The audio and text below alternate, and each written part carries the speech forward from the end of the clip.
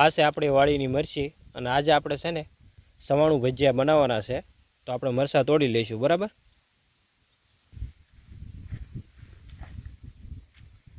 આપણે ભજીયામાં આવા મરચાં લેવાના છે. બરાબર,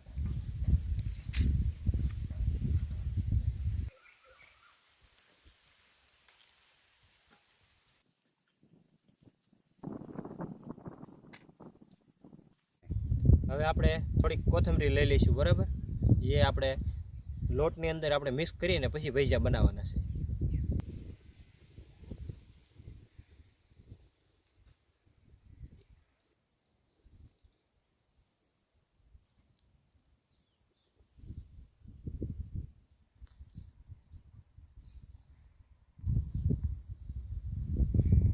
હવે આપણે આ બંને વસ્તુને ધોઈ નાખશું.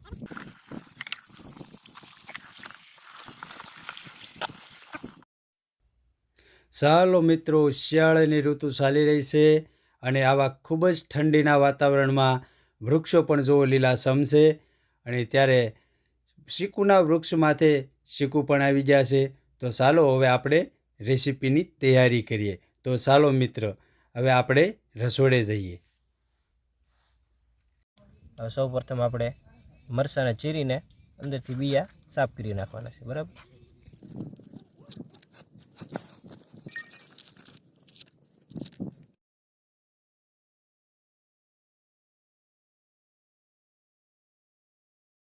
હવે આપણે સવાણાને આપણે ક્રશ કરી નાખવાનું છે હાવ ઝીણું, પછી મરચાંમાં આપણે ભરી દેવાનું છે. હવે સવાણું આપણે ક્રશ કરી નાખ્યું છે. હવે આપણે મરચાં ભરવાને ચાલુ કરીએ. બરાબર,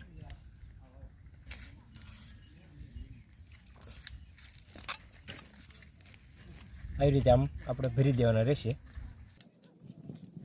ભરાઈ જાય કે મેં કીધું.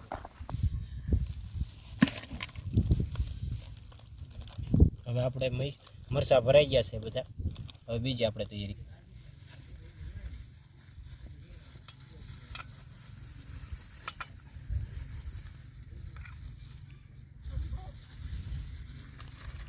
આપણે ગરમ પાણી મૂક્યું છે એટલે આપણે પહેલાં ચટણીની તૈયારી પહેલાં કરી લેવાની છે. ભજીયા મૂક્યા પહેલાં તો આંબલી નાખી દઈશું.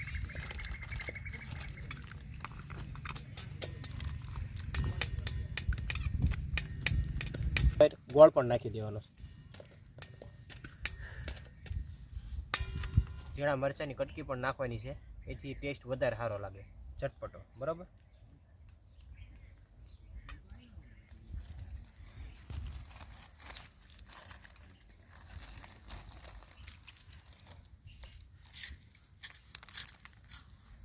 હવે આપણે કોથમરી કાપી નાખશું, મરચાં ભેગી નાખી દેવાની રહેશે. બરાબર,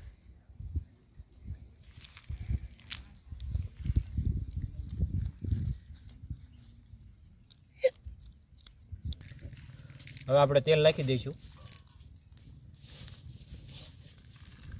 હવે આપણે ચણાનો લોટ નાખી દઈશું.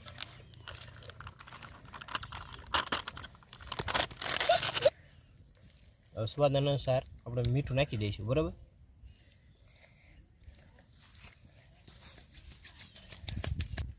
હવે આપણે પાણી નાખી દઈશું. જેટલું જરૂર પડે એટલું નાખવાનું. બરાબર,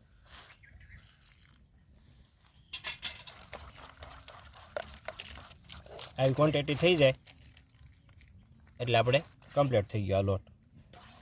હવે આપણે આમાં સોડા ખાંડ નાખી દેવામાં આવશે. બરાબર,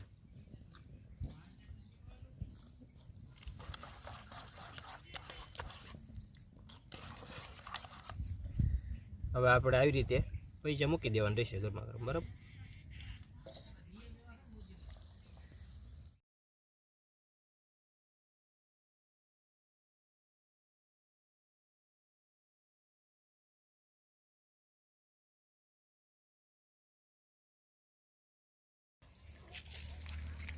થોડા થોડા ભજીયા આપણે આવા રહે પછી કાઢી લેવાનું રહેશે.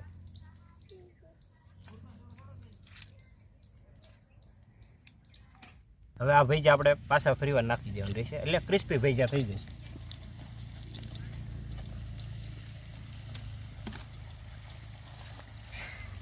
હવે આપણા ગોલ્ડન કલર જેવા થઈ જાય એટલે આપણે કાઢી લેવાના રહેશે.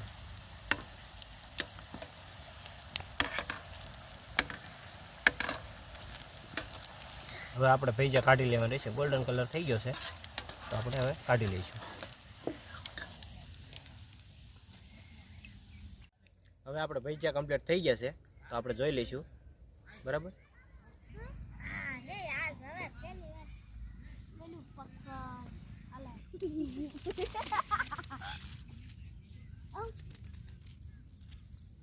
ભજીયા સાથે આપણે ચટણી પણ કમ્પ્લીટ છે. હવે આપણે એને સર્વ કરવાનું રહેશે. હાલો હવે તમે ટેસ્ટ કરી શકો છો.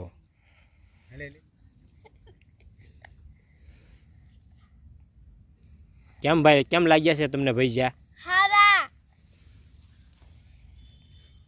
હાલો મિત્રો, આપણે આ રેસીપી બનાવી છે તો તમને કેવી લાગી એ અમને જણાવજો.